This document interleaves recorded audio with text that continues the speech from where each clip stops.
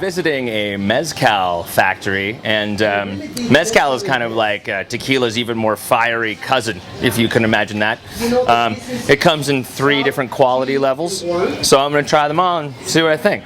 This is the lowest quality one. Was baked, fried, toast, blended, then mixed with powder, and then mixed with chili. Bracing. Number 2. This would be the mid-range. Reposado.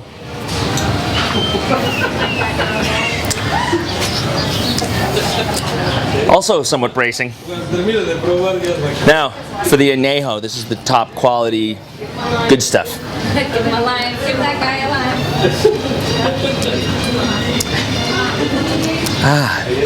Once it touches the lips, it's delicious. And that's the word. That's the Oaxaca Viagra. And the famous mezcal worm. Are they still alive? What do you got there? Oh, is that how you do it? So you eat the worm with the lime.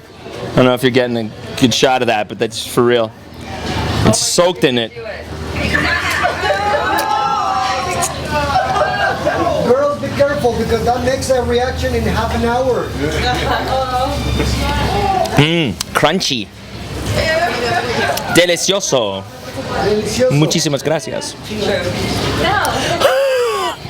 All right.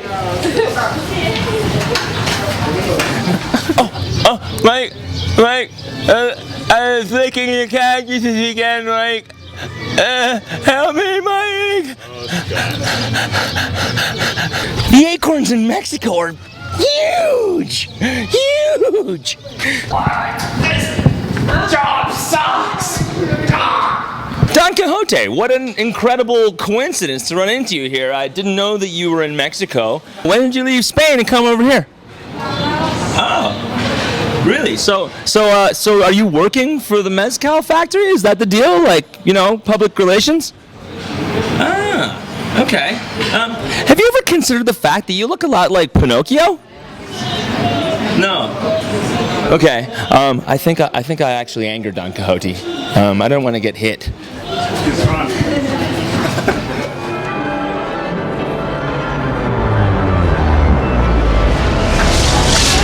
So here we are at the Cinco de Mayo parade, and unlike the Santa Claus parade or any parade you've ever been to before it, you can just walk around on the parade route. This is awesome. Feliz Cinco de Mayo.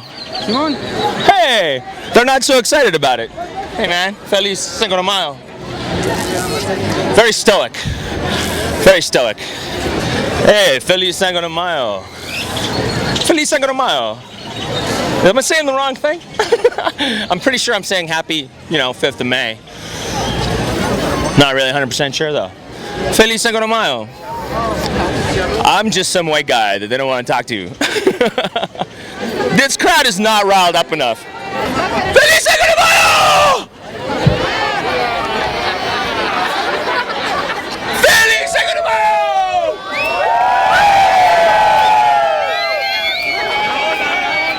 Okay, the way! No? I want to wish you a Merry Cinco de Mayo from the bottom of my heart. Yeah! ¡Qué chula es Puebla! Ah, there we go. ¡Qué chula es Puebla! ¡Qué linda! ¡Qué linda! ¡Qué chula es Puebla! ¡Qué chula es Puebla! Another one. Encuentras motivo para seguir conmigo, para que continuar. Pero, check. Okay.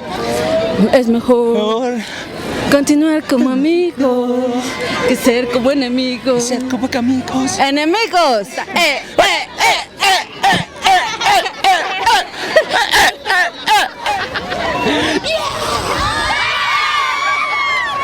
¿Y para la seguridad, para la procesión? ¿No dice? Oh, no problem. Lo siento.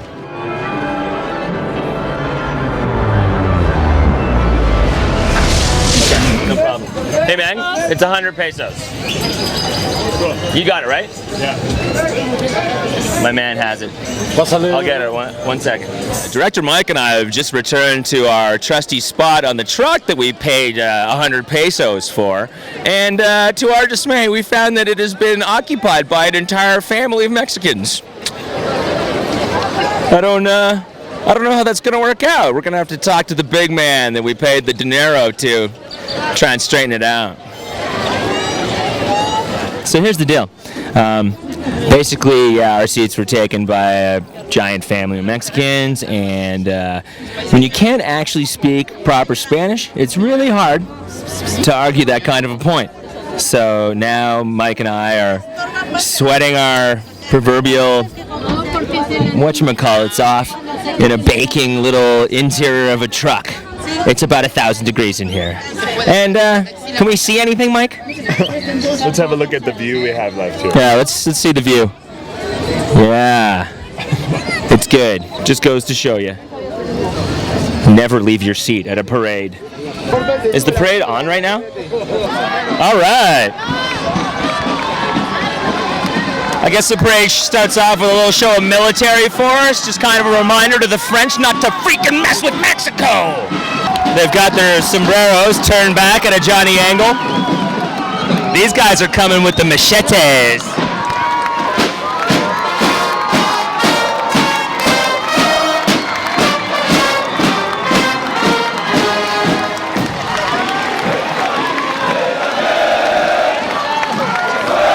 These guys were hardcore. See those uniforms? Sharp.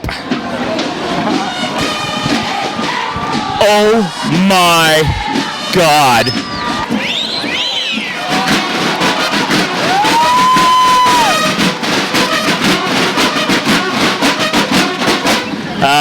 Earlier, Director Mike and I were kind of talking about how maybe just as a joke, maybe I could run out into the parade and, cause a little bit of trouble, but I'm putting the ixnay on that plan because I basically don't want to get bayoneted at all.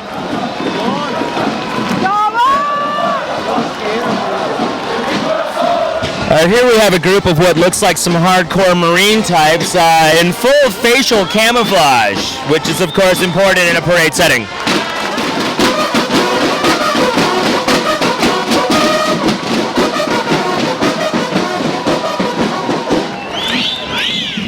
Well, that was Cinco de Mayo, and all I can say is I learned my lesson, and I sure hope France did too. Don't mess with Mexico.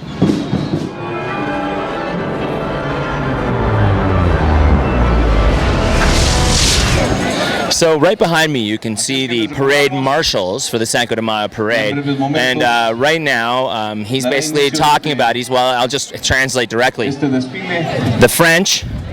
Y les volvemos a recordar que tenemos aquí, si alguien necesita, we're such total bastards. Escolares, ustedes vean, necesita, aquí tenemos el servicio médico. To this day, none of us can believe that they came over here and tried to take over Mexico. What were they thinking? Do you hate Napoleon? We all hate Napoleon. He was such a jerk.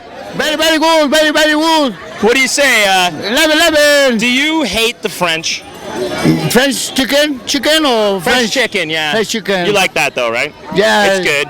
It's good. But the French themselves? French, los sapos, mucho banda, very muchos. They so get on my nerves. Sí. What are they doing attacking Mexico way back in the day anyways? Sí, la marihuana, chido. Is this a day you look forward to? What? This is a good day for you? Yeah, it's a great day. This is very symbolic. Yes. Yeah. About the French. Yeah, we don't want the French people here in Puebla. Yeah, Puebla's a no French zone, a no fly zone for the French. Is that about right? Would you say that? Yeah. So as you can see behind me, this is a very famous sculpture in Puebla. It's called, well, roughly translated, the split cock. And what it actually is a abstract representation of a giant cock, which of course is the symbol of France, like a rooster, and its head has been split in half by the mighty power of the Mexican army. You can sort of see that.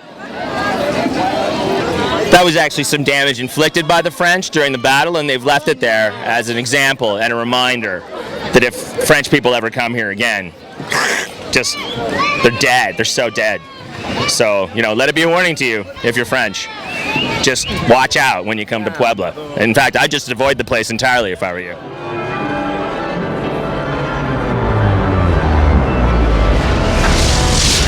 Well, after driving through a crazy lightning storm and a beautiful mountain drive, we've been kind of stopped because of some road construction, and there's some muchachos up here that are playing some groovy tunes. Let's go check it out.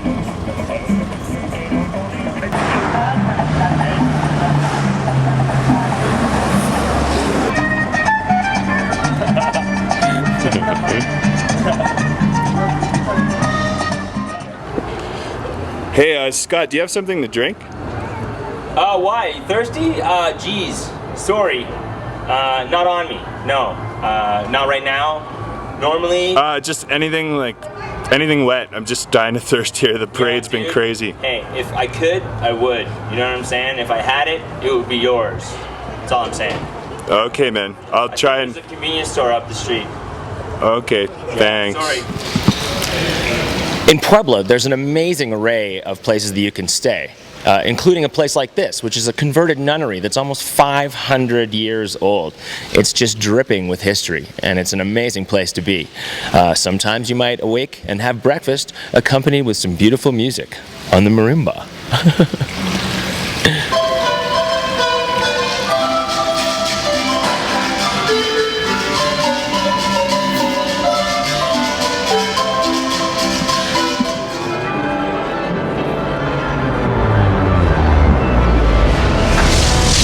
Okay, so we get up to the top of the pyramid, or what we think is the top of the pyramid, but it turns out there's another pyramid on top of the pyramid.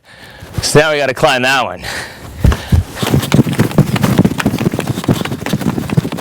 By the way, when you're climbing pyramids, always good to go with some really solid footwear like flip-flops.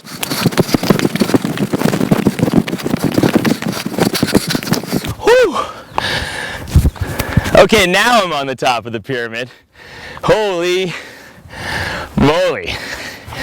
It's amazing for me to think that everything I'm looking out at was once the ancient city of Calakmul.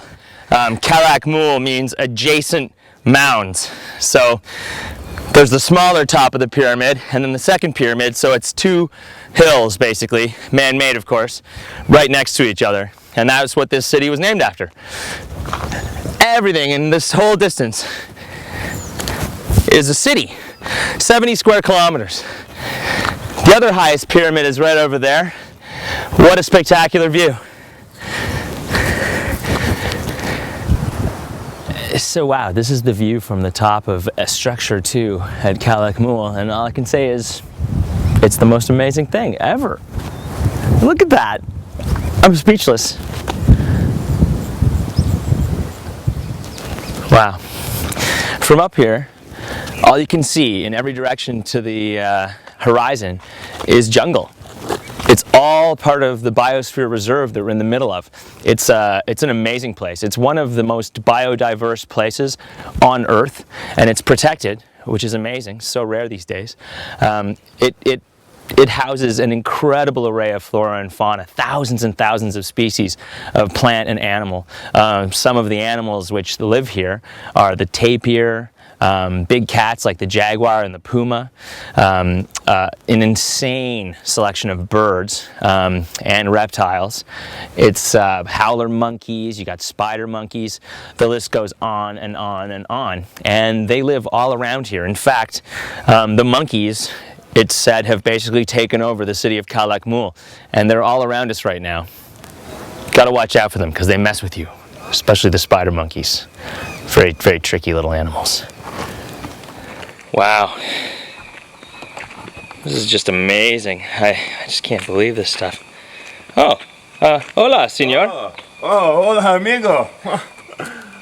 Buenos dias. Buenos dias. Buenos dias. Oh, buenos dias, buenos dias. Yeah. ¿Habla español? No, solo un poco, lo siento. Gringo? Sí. I speak a little gringo. Sorry, I have a disease, what they call from discoteching. I have a little disease.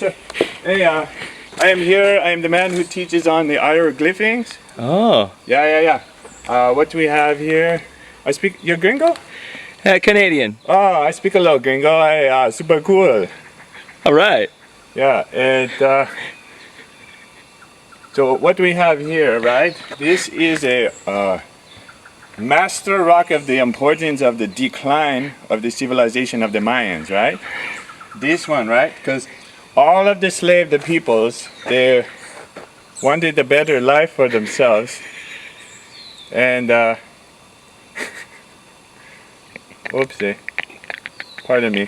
It's the girls, and the disco happens to me all the time, eh? And so this rock is very important in the decline of the teachings of the slaves of the Mayan culture, right? See, because they wanted only the elites. They only understand the writings and the sciences. But what happened is they wanted to learn how you say the writings. And so they had a program to teach the slaves, and this one took 3 years for the student to make. And what we have here is the double forked tongue snake into 2 pumas, and what is this one? And how you say cock, chicken cock, a chicken cock, right? And so what this says is, it isn't not poisonous, right? When everybody knows that's 3 negatives. It's a triple negative, which is so wrong, right? So it took him 3 years to do this, and it was a big waste of time.